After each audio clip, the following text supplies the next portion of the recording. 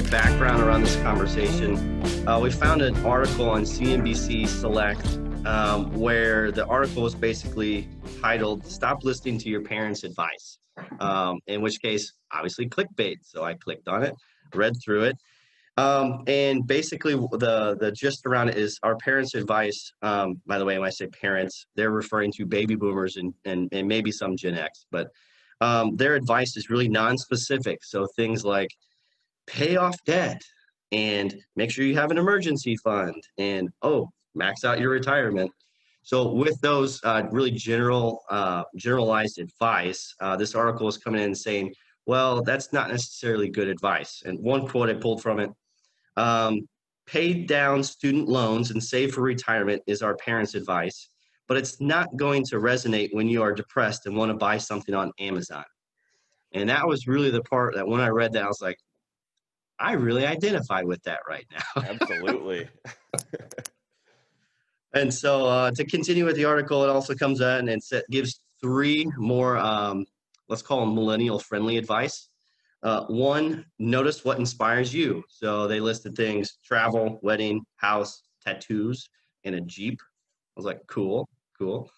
Associate goals with the outcome. So save for specific goals, not just because you should be, and finger wagging, right? And the last one was set dates. Timelines help choose savings targets and investment options. So I thought that was pretty cool. What do you guys think? Yeah, this is like what everyone says. If you want something, like take a picture of it, put it in your wallet, and it'll just be in your mind the whole time. So you'll be working towards it. What is that? It's like the law of attraction or whatever. Yeah. So yeah, I like this article. I thought that the generic advice.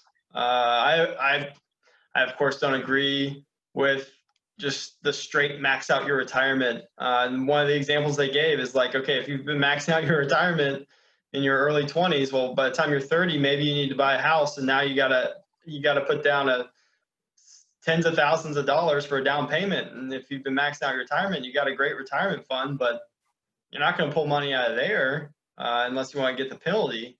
So, you got to have some liquid investments. So the penalty is that the death penalty? I like how you called it the penalty. The penalty, yeah. No, like you got to pay taxes on the money when you pull it out, and you got to pay a 10% penalty for anything that you pull out of your retirement before.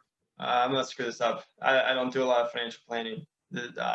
59 and a half. Yeah. So yeah, I like that piece of advice, and actually having a tangible goal is good. Yeah, I 100% agree. I didn't really start doing this until recently. This is just personally in my own life. I was renting different places in the city, and I was like, I'm just throwing my money away renting these different places in the city. I really need to just save and buy somewhere, right? And Dallas, you brought up an excellent point. I was probably putting away too much into my 401k, when I was younger. And so my savings wasn't, the liquid assets that I have wasn't enough to buy. So, I've had a goal that I was going to buy a place by the end of 2020. I started this, 3 years ago, and it's amazing. And I get great satisfaction when I can see, okay, look, I want to have, and I'm just throwing numbers out there, $30,000 saved by the end of 2020 so I can use it as a down payment on a house. When you actually see yourself working towards that goal, it makes me want to work towards that goal even harder. So as I see, okay, I got to 15,000, I got to 20,000, like that's working towards that tangible goal. I got excited about it. And that's just it's not the same whenever, you're just save for retirement, or like you said, or whatever. So saving towards a tangible goals, I'm all on board that. I also really liked this article. So what we need now, Chris, we need like a meter behind you. Yeah. Every video is like, where are you on your goal? Yeah. Is it working? It is working. And honestly, what's crazy is I had the goal, by the end of 2020 to have a certain number set, and I actually hit it back in April. right around when we got that stimulus check. Thanks, Trump. No. You know, I've been looking at different places. The real estate market is very seller friendly right now. We're not going to jump into that because that's a whole nother topic we could talk about. But no, yeah, I actually already hit my goal, and I hit it way faster than I thought I would, just because I was working towards a tangible goal. I don't think it would have been the same if I was just saving, honestly. Jay, what do you think? Yeah. So yeah, it's not going to resonate when you are depressed and want to buy something on Amazon. Dude, that is totally like my mental state over the last, since March, right? Just looking out the window, even right now, just looking out the window, just being like, man, I wish I could just go out and do and stuff like that. And so, yeah, having the traditional, just pay off debt, just go start an emergency fund. Like, I don't want to do that. I'll just be honest. I don't want to do that. I know it's the mathematical calculator thing I'm supposed to do, but I just don't want to do that. Instead, if I can save up and look forward to the next Xbox that's coming out at the end of the year, I mean, that gets me way more excited. How many people are actually successful when they do it the calculator way? I would love to see that statistic. You know, like, are there robots that can stick to that and just look at the spreadsheet every morning and say, I'm doing a great job because my real interest rate went down 1% because I paid off that high interest? Maybe. I don't know. I'm not a robot like that. Oh, that's amazing. I'm probably the closest one. I don't do that. Yeah, the other one so, you know, I compare, like, okay, so I'm not a tattoo guy, right? I don't have anything. So my thing is like an Xbox or this laptop I bought. I'm on a brand new laptop I just got on Monday. You know, stuff like that motivates me way more. Or my wife and I are looking at buying a house next year, hopefully. In which case, that's something that's way more in my face, and it gets me way more excited of, should I go to Chick-fil-A today, or should I just eat salami sandwich that's in the fridge?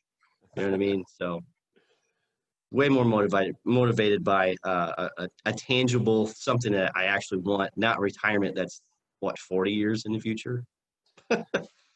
Oh, mine's only 5 years, so 5 years. Nice. I mean, and it's not, I think it's important not to lose sight of that. Obviously, we need to be saving towards retirement. The power of compounding is real. But you know, I think it's. Well, I don't think the article's saying don't save. Of course. No. And I'm not not trying to insinuate that it is. I'm just saying, I think the article brings up a good point of, you know, don't lose sight of, you know, your intermediate goals and work towards things that get you excited, you know, things that motivate you. You know, and I kind of took that to heart. So. Yeah. So even with each of our 3 short-term goals, is it safe to say that all 3 of us are also contributing to our 401k and at least to the match level? Yes. Absolutely. Right. So we're not forsaking long-term goals, right, Chris? That's what you're saying, right? Right. Exactly. Yep. Totally. All righty. That was good. Spot on. One thing I just thought of, I don't know, maybe you could post. But I never really thought of it. You could do a Roth and then you have access to the principal at least. Yep. True. With these short-term goals, you mean? Yeah, short-term goals, or like if you want to contribute to, I guess you could do it with a 401k plan. Why not? If they have a Roth option, but if you want to contribute to a retirement account, but still have access to money for a down payment for that. Also, yeah, you can do it. Use a portion for a down payment, blah, blah, blah, all that stuff. But if you want to get the real meat of it, but. Well, so yeah. Dallas, that goes back to my point in our other video where we're talking about, hey, I've got some extra cash. Where should I put it? That's why I like the Roth IRA, because after it's been open for 5 years, it's essentially a savings account that you have access to. So if it is for a short-term goal, if it is for a car or tattoos or a Jeep or an Xbox or whatever, it's right there. It's ready for you. As long as you don't have to tap into whatever the growth has been. The gain. Yeah. Right. Yep. Right. Should we explain that for the audience? Your contributions are accessible as long as the account's been open for 5 years. If you touch the growth of the contributions, that's a taxable event. We definitely need a, this is not for financial advice. This is for Definitely.